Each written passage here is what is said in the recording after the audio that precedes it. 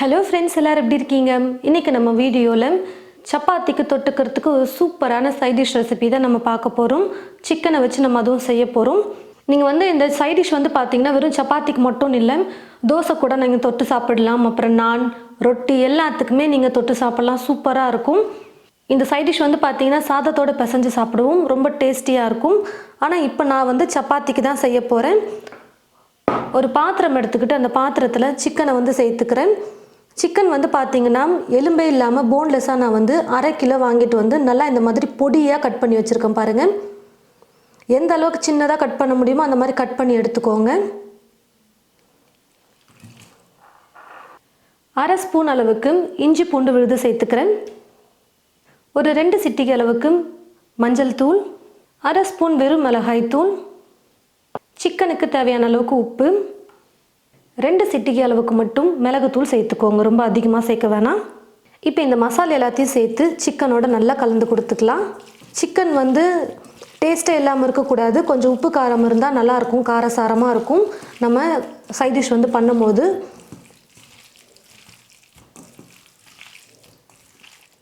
சிக்கனில் மசாலாலாம் சேர்த்து மிக்ஸ் பண்ணியாச்சு. இப்போ இந்த அப்படியே எடுத்து ஒரு ஓரமாக வச்சிடலாம்.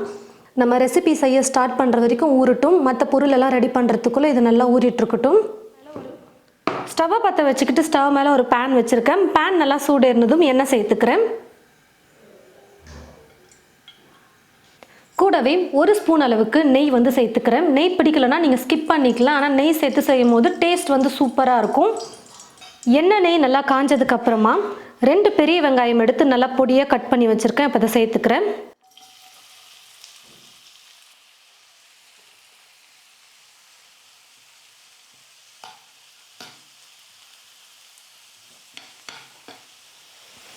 வெங்காயம் பார்த்தீங்கன்னா இந்த அளவுக்கு நல்லா கொஞ்சம் கலர் மாறி வர வரைக்கும் நீங்கள் வதக்கணும். நல்லா இந்த மாதிரி ப்ரௌன் கலரில் மாற வரைக்கும் நல்லா வதக்கிக்கோங்க. இப்போ இது கூட 1 டீஸ்பூன் அளவுக்கு இஞ்சி பூண்டு விழுது சேர்த்துக்கிறேன்.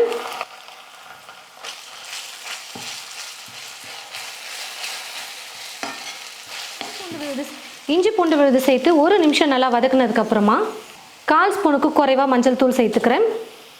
1 டீஸ்பூன் வெறும் மிளகாய் தூள் சேர்த்துக்கிறேன். காரத்துக்கு ஏற்றது போல் நீங்கள் மிளகாய் தூள் சேர்த்துக்கோங்க.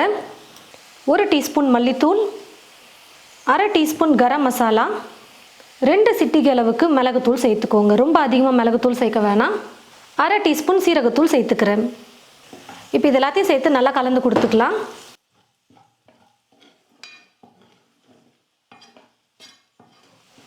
மசாலாம் சேர்த்து மிக்ஸ் பண்ணதுக்கப்புறமா 2 மீடியம் சைஸ் தக்காளி பழம் எடுத்து மிக்சியில் போட்டு நல்லா நைஸாக பேஸ்ட் அரைச்சி எடுத்து வச்சுருக்கேன். இப்போ இந்த தக்காளி விழுதை சேர்த்துக்கிறேன்.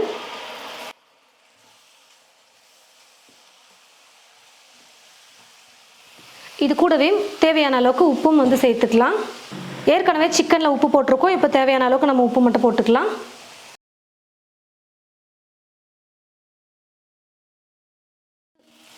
பாருங்கள் ஃப்ரெண்ட்ஸ், தக்காளியும் சேர்த்து நல்லா பச்சை மணம் போகிற வரைக்கும் வதக்கிக்கிட்டேன். இப்போ இது கூட தயிர் சேர்த்துக்க போகிறேன். இந்த மாதிரி ஸ்பூன் ஃபுல்லாக மொத்தமாக 7லிருந்து 8 ஸ்பூன் அளவுக்கு நான் அளந்து எடுத்திருக்கேன். இப்போ இந்த தயிரை ஸ்பூனில் நல்லா இப்படி அடிச்சுக்கோங்க. இந்த மாதிரி திரியாக இருக்கக்கூடாது. தயிர் நல்லா க்ரீம் மாதிரி இருக்கணும்.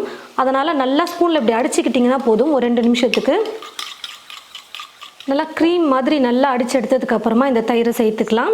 முக்கியமாக தயிர் புளிச்சிருக்கக்கூடாது. நல்லா ஃப்ரெஷ்ஷான தயிராக சேர்த்துக்கோங்க.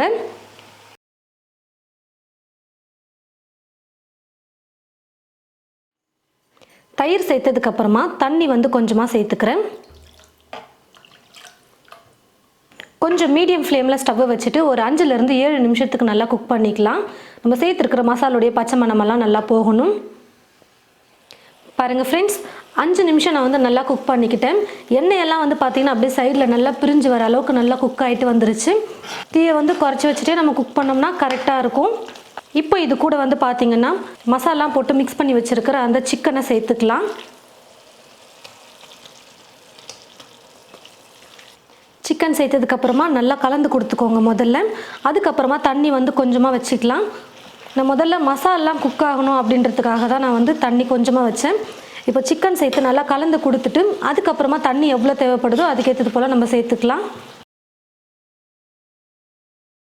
இப்போ வந்து பார்த்திங்கன்னா இது கூட முந்திரியை நான் அரைச்சி வச்சுருக்கிறத சேர்த்துக்க போகிறேன். ஒரு 7-8 முந்திரி எடுத்து நல்லா நைஸாக தண்ணி கொஞ்சம் சேர்த்து அரைச்சி எடுத்துக்கிட்டேன். இப்போ இந்த முந்திரி விழுதியும் சேர்த்துக்கலாம். நான் வந்து கொஞ்சம் தண்ணியாக அரைச்சிருக்கேன், நீங்கள் நல்லா பேஸ்ட் மாதிரி கூட அரைச்சி சேர்த்துக்கோங்க. எல்லாத்தையும் சேர்த்து கலந்து கொடுத்துக்கலாம். சிக்கன் வந்து பார்த்திங்கன்னா நம்ம ரொம்ப பொடியாக கட் பண்ணி சேர்த்துருக்கோம், அதனால் வேகிறதுக்கு ரொம்ப நேரம் டைம் எடுத்துக்காது, சீக்கிரமாக வெந்துடும். சிக்கன் வேகிற வரைக்கும் நம்ம இப்போ குக் பண்ணோம்னா போதும், கரெக்டாக இருக்கும். உங்களுக்கு தண்ணி எந்த அளவுக்கு வேணுமோ அதுக்கேற்றது போல் சேர்த்துக்கோங்க. சைட் டிஷ் நீங்கள் வந்து இது நீங்கள் சிக்கனை சப்பாத்திக்கு அந்த மாதிரி செய்கிறீங்க அப்படின்னா கொஞ்சம் கெட்டியாக செஞ்சுக்கோங்க. இப்போ மேலே ஒரு மூடி போட்டு மூடி வச்சிடலாம். சிக்கன் நல்லா வேகட்டும். அதே மாதிரி இருக்கிற கொஞ்சம் தண்ணி இருக்குது பார்த்தீங்களா, அது இன்னும் கொஞ்சம் கெட்டியான பதத்துக்கு வரும். ஏன்னா நான் சப்பாத்திக்கு தான் சைட் டிஷ் செய்கிறேன்னு சொல்லியிருக்கேன், அதனால் இன்னும் கொஞ்சம் கெட்டியாக இருக்கணும். சிக்கன் வந்து பார்த்திங்கன்னா நல்லா வெந்து வந்துருச்சு. தண்ணியோட அளவு வந்து பார்த்திங்கன்னா நல்லா குறைஞ்சிருச்சு பாருங்கள். சப்பாத்திக்கு தொட்டு சாப்பிட்றதுக்கு பர்ஃபெக்டாக நம்ம கரெக்டான கன்சிஸ்டன்சியில் எடுத்துருக்கோம். கடைசியாக இப்போ இது கூட பொடியாக நறுக்கிய கொத்தமல்லி கொஞ்சம் எடுத்து வச்சுருக்கேன், அதை தூவிட்டு நான் ஸ்டவ் ஆஃப் பண்ணிக்கிறேன். இப்போ ஸ்டவ் ஆஃப் பண்ணிடலாம்.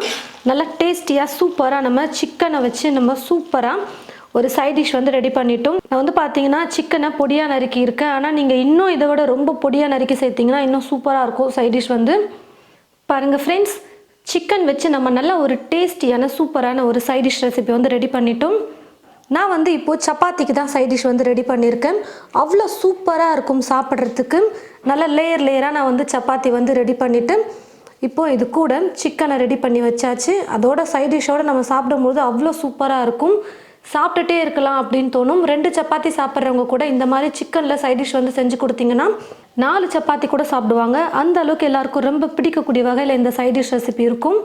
நீங்கள் உங்களுடைய வீட்டில் இந்த மாதிரி சிக்கன் வச்சு சப்பாத்தி, நான், பரோட்டா, பூரி, தோசை எல்லாத்துக்குமே சைட் டிஷ்ஷாக நீங்கள் செஞ்சு பாருங்கள். சாதத்துக்கும் இந்த ரெசிபி வந்து பார்த்திங்கன்னா அட்டகாசமாக இருக்கும். இந்த ரெசிபியை நீங்கள் உங்களுடைய வீட்டில் ட்ரை பண்ணி பார்த்துட்டு மறக்காமல் எப்படி இருந்ததுன்னு கமெண்ட் பாக்ஸில் வந்து கமெண்ட் பண்ணுங்கள். இந்த வீடியோவை மற்றவங்களுக்கும் ஷேர் பண்ணுங்கள். இது போல் நிறைய ரெசிபிஸ் பார்க்க என் சமையல் என் சுவை சேனலை மறக்காமல் சப்ஸ்கிரைப் பண்ணிக்கோங்க. கூடவே பக்கத்தில் இருக்கிற பெல் ஐக்கானை கிளிக் பண்ண மறந்துடாதீங்க. தேங்க்யூ.